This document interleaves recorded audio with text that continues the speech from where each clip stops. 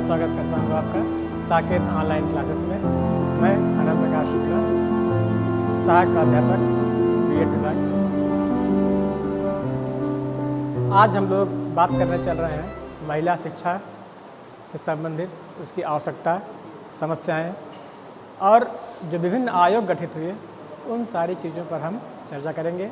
लेकिन इससे पहले आपसे अनुरोध करते हैं कि आप हमारे इस चैनल को लाइक एवं सब्सक्राइब अवश्य कर दें।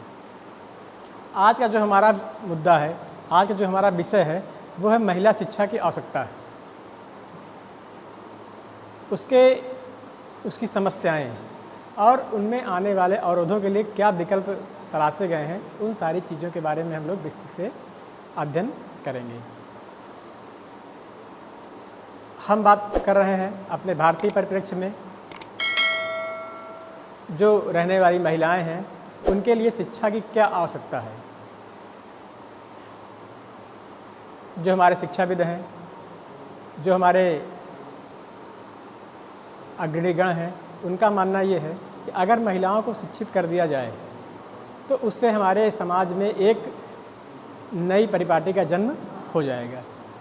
इसके लिए आवश्यकता किस चीज़ की है कि किस प्रकार से हम लोग महिलाओं को शिक्षित करें कि वो जागरूक हो जाएं शिक्षा लेने के लिए।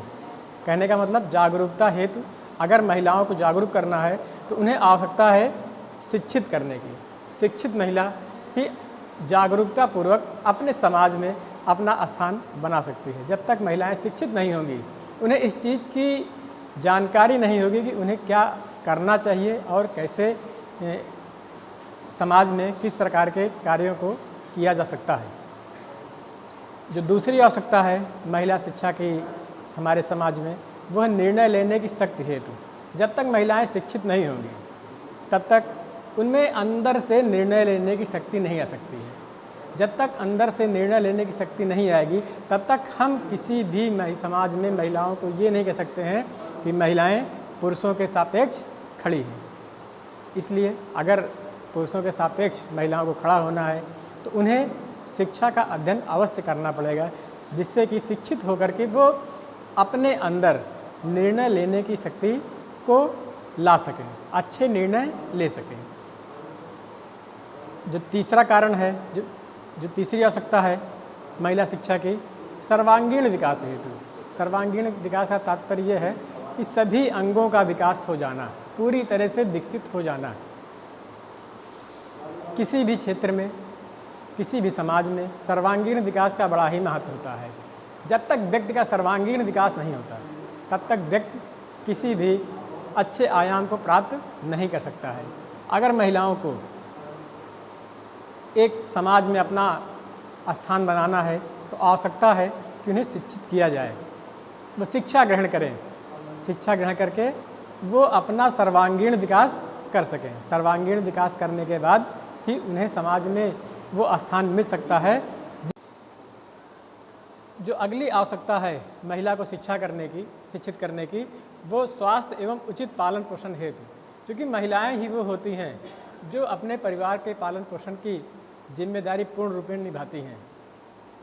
चाहे वो बच्चा हो, चाहे परिवार का बड़ा हो, चाहे परिवार का बुजुर्ग हो, महिलाओं के ऊपर जिम्मेदारी होती है उनके पालन पोषण हेतु उन सुख सुविधाओं को देने की जो घर के अंदर उन्हें प्राप्त हो सकते हैं। अगर ऐसे में महिलाओं को हम लोग शिक्षित कर दें, महिलाएं अगर शिक्षित हो जाएं तो उन्हें इस चीज़ की जानकारी हो जाएगी कि किस प्रकार के खाद्य पदार्थ में कौन से विटामिन, कौन से मिनरल्स, कौन सी चीज़ें किस पदार्थ में पाई जाती हैं। इन सारी चीज़ों को जान करके महिलाएं जब अच्छे ढंग से अपने परिवार में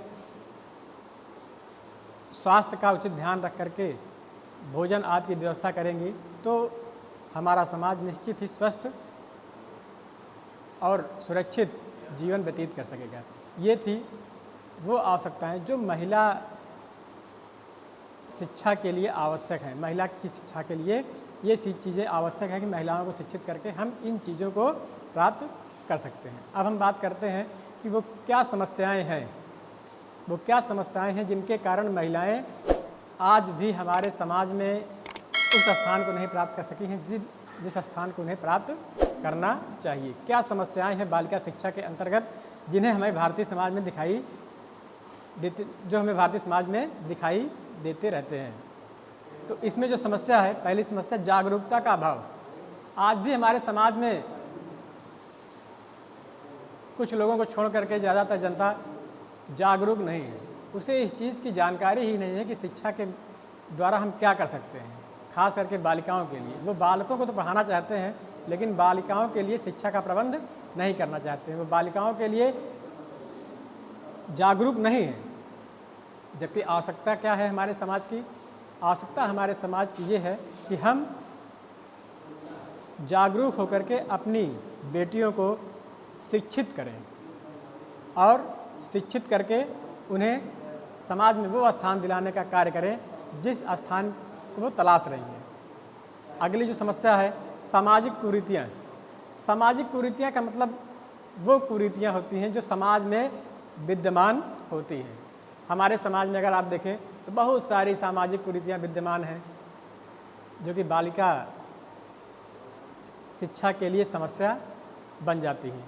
जैसे दहेज प्रथा का होना, पर्दा प्रथा का होना, बाल विवाह का होना, ये सभी ऐसी सामाजिक कुरीतियाँ हैं जो बालिका शिक्षा में सदैव अवरोध उत्पन्न करती रही हैं, सदैव बालिका शिक्षा के लिए समस्या बनी हुई है।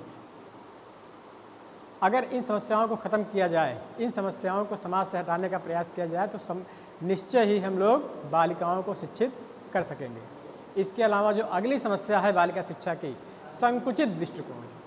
हमारे समाज के जो भी लोग हैं उनका दृष्टिकोण बड़ा संकुचित है। वो प्रखर सोच के नहीं है। उनका विचार यही रहता है कि बालिकाओं की शिक्षा तभी तक कराई जाए जब तक उसकी शादी ना हो जाए। इस संकुचित दृष्टिकोण के कारण आज हमारे समाज की बहुत सारी बालिकाएं ऐसी होती हैं जो पढ़ने में तो बड़ी अव्वल होती हैं, उनके अंदर इच्छा शक्ति भी पढ़ने की बहुत रहती है, लेकिन इन संकुचित दृष्टिकोण के कारण वे आगे बढ़ नहीं पाती हैं। बाल विवाह कर दिया जाता है और उन्हें आगे पढ़ने के लिए अनुमति उनके परिवार से, उनके समाज से उन्हें नहीं मिल पाती है। इसके अलावा जो अगली समस्या है आर्थिक बाधा। कहीं न कहीं हमारे समाज में आर्थिक बाधा भी इसके लिए एक समस्या का कारण बन जाती है, क्योंकि हमारे देश की 70% आबादी आज भी गांव में निवास कर रही है, जिसके पास कृषि ही एक वो साधन है जिसके माध्यम से वो अपना जीवन यापन करते हैं। ऐसे में आर्थिक बाधा भी बालिका शिक्षा के लिए एक बड़ी समस्या बनी रहती है। आवागमन की सुविधा का अभाव भी एक बहुत बड़ी समस्या है, क्योंकि जो बालक होते हैं वो तो अकेले कहीं भी आ जा सकते हैं, लेकिन बालिकाओं के लिए हमारा समाज अभी इतना विकसित नहीं हो पाया है कि उन्हें अकेले आने जाने की आज़ादी दे दी गई हो। ऐसे में आवागमन की सुविधा का अभाव भी बालिका शिक्षा के लिए एक बहुत बड़ी समस्या बना हुआ है। इसके अलावा आज हमारा जो समाज है उसमें महिला शिक्षिका की कमी भी है। हमारे समाज में जिस अनुपात में महिलाओं को शिक्षिका के रूप में होना चाहिए उस अनुपात में शिक्षिकाएं नहीं हैं। हमारी सरकारें इस चीज़ पर पूरा जोर दे रही हैं कि किस प्रकार से महिलाओं को शिक्षा के क्षेत्र में पुरुषों के बराबर ला करके खड़ा कर दिया जाए। खास करके प्राइमरी, जूनियर, इन सब स्तर के विद्यालयों में आज हम ये कह सकते हैं कि महिला शिक्षिकाएं पुरुषों के सापेक्ष अपने स्थान को बना चुकी हैं। लेकिन उच्च शिक्षा में अगर देखा जाए तो महिला शिक्षिका की कमी है, जो एक बालिका शिक्षा के लिए समस्या का कारण बन जाता है। उन्हें जो चीज़ मिलनी चाहिए, जो गुणवत्ता मिलनी चाहिए, जो जिस गुणवत्ता के लिए वो विद्यालय महाविद्यालय जाती हैं, महिला शिक्षिका की कमी के कारण उन्हें वो चीज़ नहीं मिल पाती है। और कई बार महिला शिक्षिका के ना होने से परिवार के लोग उन्हें उस विद्यालय में भेजने से भी कतराते हैं। एक ये भी समस्या जटिल है जो बालिका शिक्षा के लिए एक समस्या का रूप हमें दिखाई पड़ता है। हमारे समाज में बालिकाओं के लिए सुरक्षा एक बहुत बड़ी समस्या है। आज का हमारा ये समाज सोचता है कि बालिका पढ़े न पढ़े लेकिन सुरक्षित रहे। तो ये जो सामाजिक सुरक्षा की बात है, ये भी बालिका शिक्षा की एक समस्या के रूप में हमें दिखाई पड़ती है। इसके अलावा जो अगली समस्या है, व्यावसायिक पाठ्यक्रम का अभाव होना। बालिका शिक्षा के लिए उस मात्रा में व्यावसायिक पाठ्यक्रम नहीं है जिससे कि बालिकाएं व्यावसायिक पाठ्यक्रम को पढ़ करके व्यवसाय के माध्यम से अपने आप को समाज में अग्रणी बना सकें। आइए हम लोग बात करते हैं बालिका शिक्षा की ऐतिहासिक पृष्ठभूमि का। जो समाज हमें आज दिखाई पड़ रहा है वो वैदिक काल में कैसा था, मध्यकाल में कैसा था, आज के समय हमें जो दिखाई पड़ रहा है, ये ऐसा किन कारणों से, किन किन परिस्थितियों से गुजर करके हमें ये स्वरूप हमें आज मिला हुआ है। तो सबसे पहले बात करते हैं हम लोग प्राचीन युग की, वैदिक काल। वैदिक काल में अगर देखा जाए तो नारी शिक्षा एकदम चरम पे थी। ऋग्वेद को अगर हम देखें तो ऋग्वेद के आधार पर हमें ये जानकारी होती है, घोषा, गार्गी, अपाला, उर्वशी, अत्रेया आदि ऐसी महिलाएं थी उस समय की जो कि परम विदुषी थी। कहने का मतलब उस समय बालिका शिक्षा का कहीं कोई अभाव नहीं था। बालिकाएं शिक्षा भी ग्रहण करती थी और परिवार के बीच में भी रह करके शिक्षा ग्रहण करती थी। उस समय ये कोई बहुत भेदभाव नहीं था कि बालिकाओं को शिक्षा न दी जाए, लेकिन धीरे धीरे समय बदलता गया। वैदिक काल के अंत में लगभग 200 ईसा पूर्व एक कुप्रथा घुस गई हमारे समाज में, बाल विवाह की, कम उम्र में शादी कर देने की। और इसका असर ये हुआ कि धीरे धीरे जो हमारी प्राचीन युग की व्यवस्था थी, जो हमारी वैदिक काल की व्यवस्था थी, वो ख़त्म होती गई। धीरे धीरे बालिकाओं को पढ़ने के अवसर कम मिलने लगे और उन्हें हेय की दृष्टि से देखा जाने लगा। उसके बाद आया मध्यकाल। मध्यकाल माने मुस्लिम युग। मध्यकाल वैसे भी शिक्षा के लिए काला समय माना जाता है, अंधकार युग माना जाता है। ऐसे में जब बालक शिक्षा नहीं ग्रहण कर पा रहे थे तो बालिकाओं के लिए शिक्षा ग्रहण करना एक बहुत बड़ी चुनौती थी।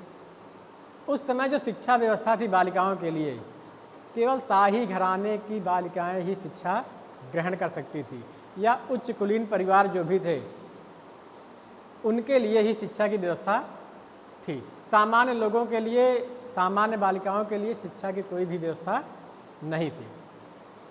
छोटे स्तर की व्यवस्था तो आप अगर उस समय के परिवेश में देखते तो कहीं मिल भी सकती थी, लेकिन बड़े स्तर की शिक्षा केवल नगरों में ही मिला करती थी।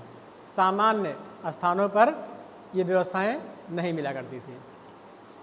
फिर आया मध्यकाल, फिर आया ब्रिटिश काल। मध्यकाल के बाद ब्रिटिश काल आया। ब्रिटिश काल में महिलाओं की स्थिति काफ़ी सुधरी है। उस समय ब्रिटिश गवर्नमेंट ने महिलाओं के ऊपर काफ़ी कार्य किया है। जैसे उड का घोषणा पत्र, उड का घोषणा पत्र जो कि 1854 में आया और इसे भारतीय शिक्षा का महाधिकार पत्र भी कहते हैं।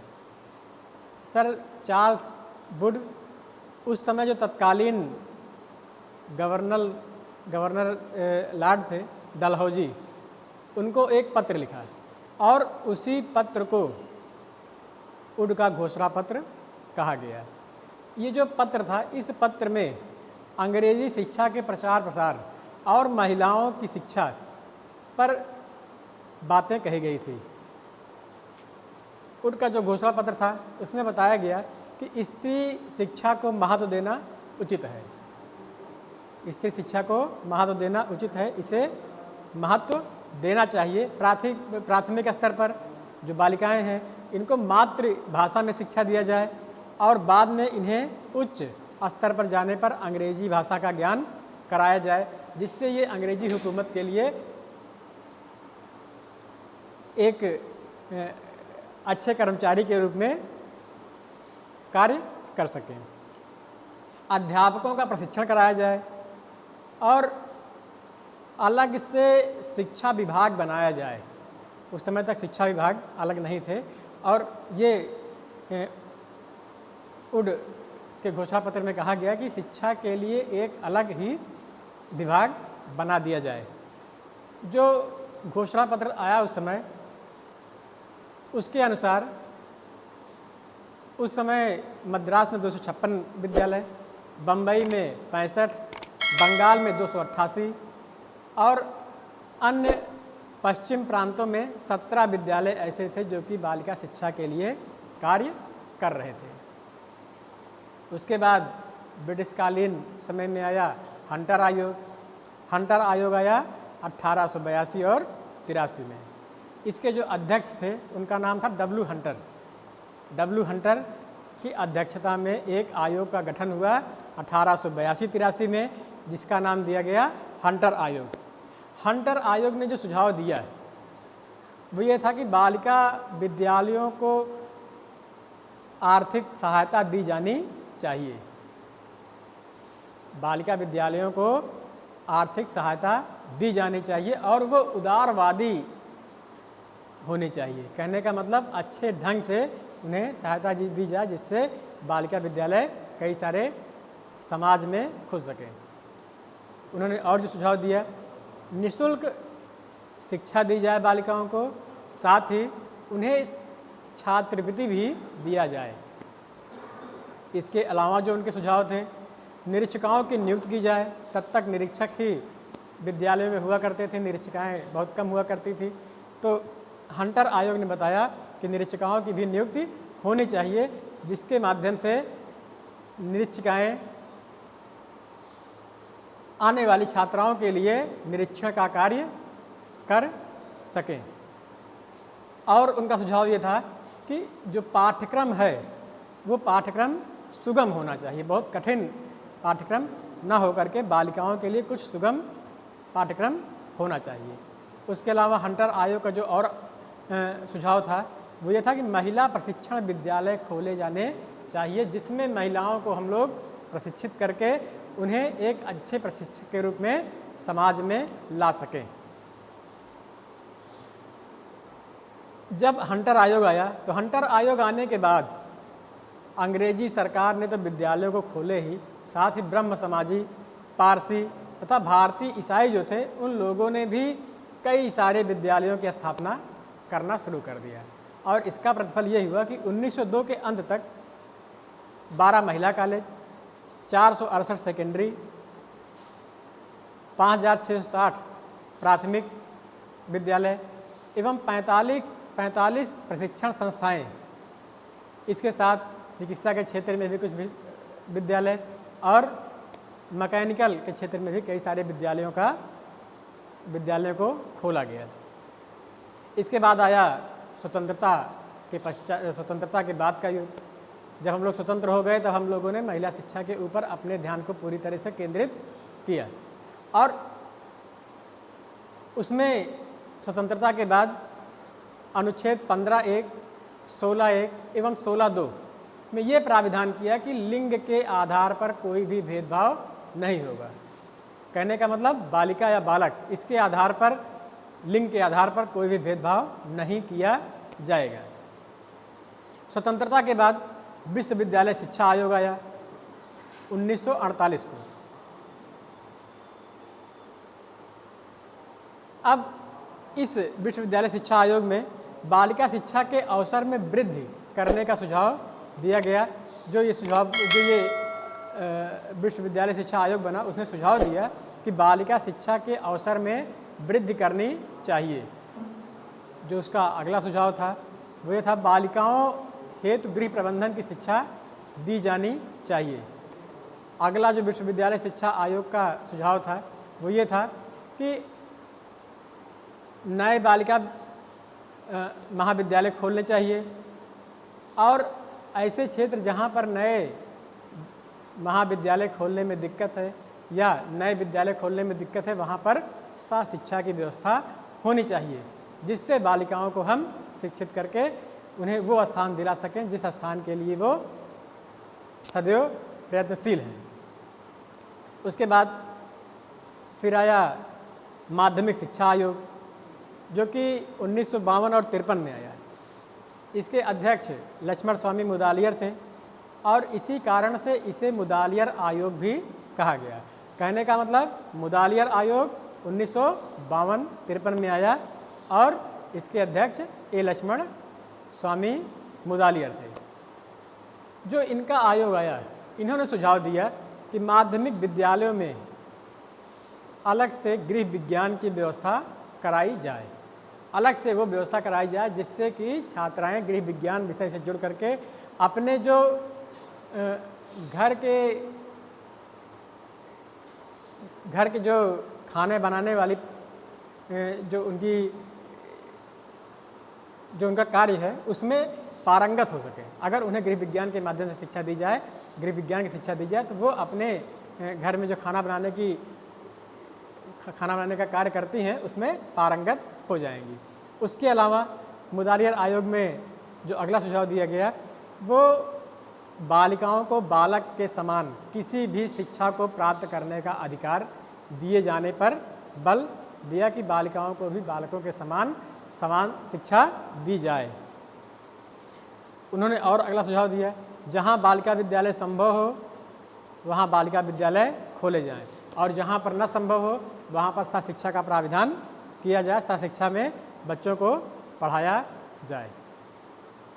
तो ये हो गया मुदालियर आयोग या माध्यमिक शिक्षा आयोग। इसके बाद राष्ट्रीय महिला शिक्षा समिति, ये 1959 में गठित हुई। जो इसकी अध्यक्ष थी वो थी श्रीमती दुर्गाबाई देशमुख। राष्ट्रीय महिला शिक्षा समिति 1959 में गठित हुई और इसकी अध्यक्ष थी श्रीमती दुर्गाबाई देशमुख। तो इस समिति ने जो सुझाव दिया उसमें कहा गया कि स्त्री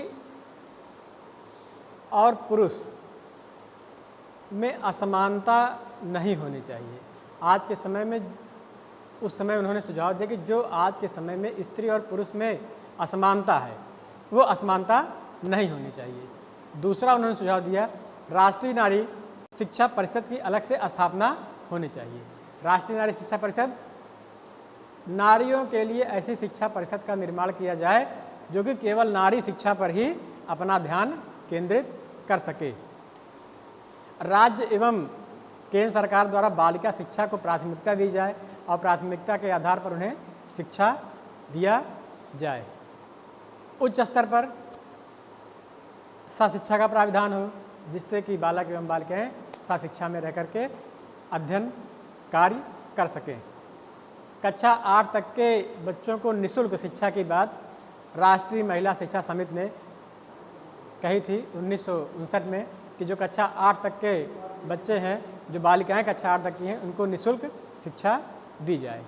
इसके बाद आया कोठारी आयोग। कोठारी आयोग 1964 से 66 के बीच में आया।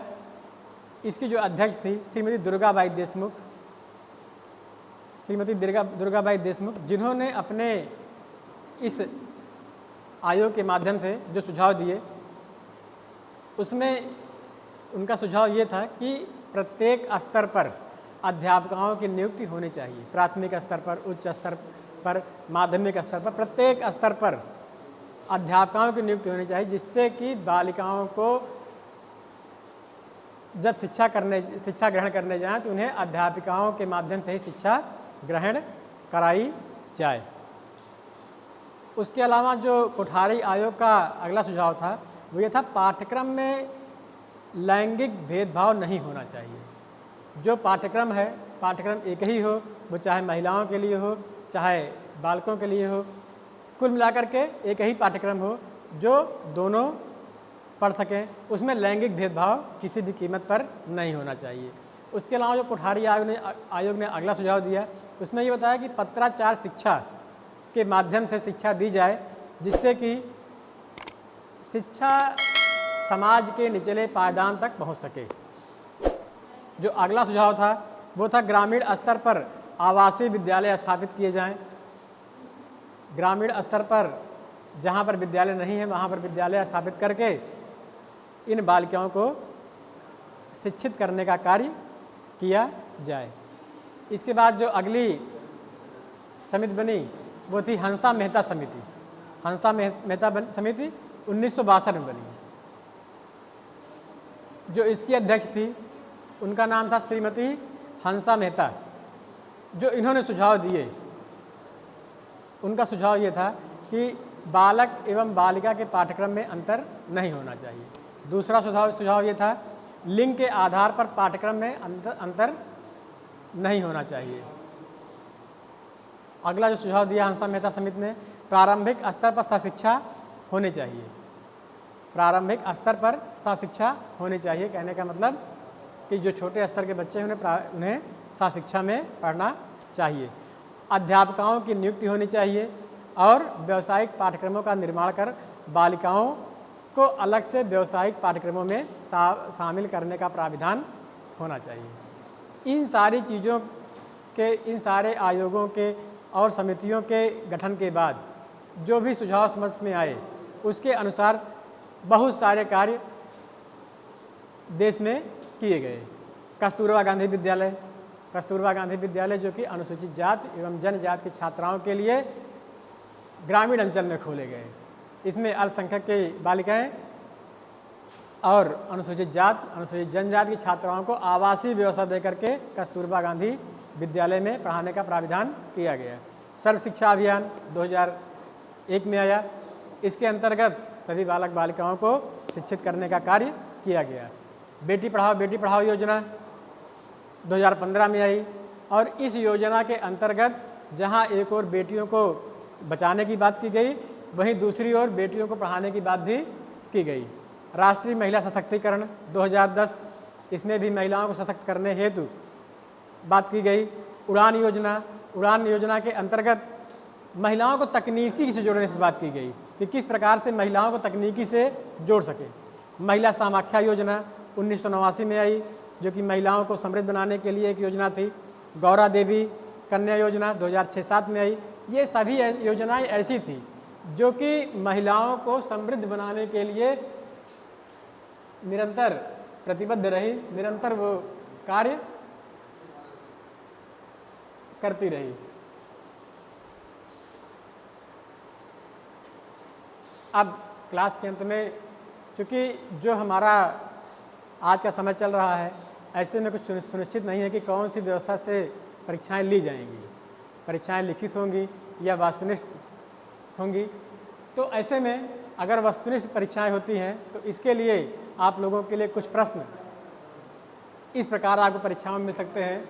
जैसे बालिका शिक्षा फाउंडेशन किस स्तर की शिक्षा के लिए कार्य करता है, तो वो है माध्यमिक शिक्षा। इसमें आप कई सारे आसन मिल सकते हैं, प्राथमिक शिक्षा, उच्च प्राथमिक शिक्षा, उच्च शिक्षा। लेकिन जो बालिका शिक्षा फाउंडेशन है वो माध्यमिक शिक्षा के लिए कार्य करता है। दूसरा जो प्रश्न है, महिला समाख्या योजना की शुरुआत कब हुई, तो उसका सही उत्तर है 1989, 1989। इसमें भी आपको कई सारे ऑप्शन मिल सकते हैं, 1986, 1919, 1991, लेकिन जो सही उत्तर है वो है 1989। अगला जो क्वेश्चन है, कस्तूरबा गांधी विद्यालय की शुरुआत कब हुई। इसमें भी आपको कई सारे ऑप्शन मिलेंगे, जैसे 2005, 2004, 2009, 2010, लेकिन सही उत्तर है इसका 2004। अगला जो क्वेश्चन है, सर्व शिक्षा अभियान की शुरुआत किसके लिए की गई। उसमें आपको कई सारे ऑप्शन मिल सकते हैं, 6 से 14 वर्ष के बालकों के लिए, 6 से 14 वर्ष की बालिकाओं के लिए, 6 से 14 वर्ष के बालक एवं बालिकाओं के लिए, या इनमें से कोई नहीं। तब आपको सही उत्तर देना है कि 6 से 14 वर्ष के बालक एवं बालिकाओं के लिए ही सर्व शिक्षा अभियान की शुरुआत की गई थी। वैदिक काल में शिक्षा स्त्री का क्या प्राविधान था। इसमें भी आपको कई सारे ऑप्शन मिलेंगे, कई सारी उत्तर मिलेंगे, जैसे ना के बराबर, सामान्य स्तर पर, चरम स्तर पर, बिल्कुल नहीं। तो इसमें सही उत्तर है चरम स्तर पर, क्योंकि वैदिक काल में एक शिक्षित ब्रह्मचर्य से युक्त नारियों को ही विवाह करके गृहस्थ आश्रम में प्रवेश करने की अनुमति दी गई थी। अब अगला क्वेश्चन आपका, मुस्लिम काल में या मध्यकाल में स्त्री शिक्षा की क्या व्यवस्था थी? तो उसमें सही उत्तर है केवल शाही घरानों के लिए। केवल शाही घरानों के लिए मुस्लिम काल में शिक्षा की व्यवस्था थी स्त्रियों के लिए। अब हम लोग अंत में फिर से आपसे गुजारिश करते हैं कि आप अगर हमारे इस चैनल को लाइक एवं सब्सक्राइब न किए हो तो लाइक एवं सब्सक्राइब अवश्य कर दें। धन्यवाद। इस वीडियो को अपने दोस्तों के साथ ज़रूर शेयर कीजिए। अगर इस टॉपिक पर आपके कोई भी क्वेश्चन हैं तो नीचे कमेंट करके पूछिए, हम उत्तर देने का प्रयास करेंगे। और अगर आपने अभी तक हमारे चैनल को सब्सक्राइब नहीं किया है तो तुरंत सब्सक्राइब करिए, साथ ही बेल आइकन पर क्लिक करें ताकि आगे आने वाले सभी वीडियो आप तक पहुंचते रहें और आप हमसे यूं ही जुड़े रहें।